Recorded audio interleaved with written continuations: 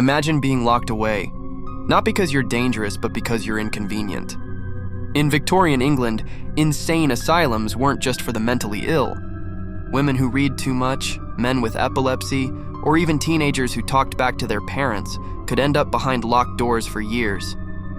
And once you were in, good luck getting out. Most Victorian asylums looked like massive Gothic mansions, but inside, cold stone walls, barred windows, and silence, except for the distant screams of someone being treated. Treatments meant things like forced cold baths, isolation for weeks, or being spun in a chair until you vomited.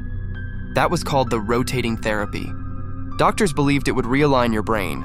It didn't. Patients were also restrained for days, sometimes just for crying too much or refusing food. And yes, overcrowding was a nightmare. Some places designed for 200 patients held over 1,000. The smell? Unimaginable. Sanitation barely existed, and if you were a woman, things got worse. Diagnosed with hysteria, that could mean anything from postpartum depression to just being emotional. Once labeled, you'd be committed, and your husband or father didn't even need your consent.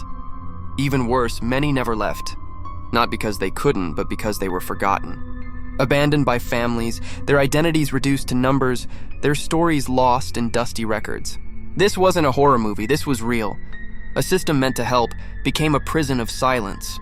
So next time you see an old asylum building, remember, it might look historic, but its past is darker than any ghost story.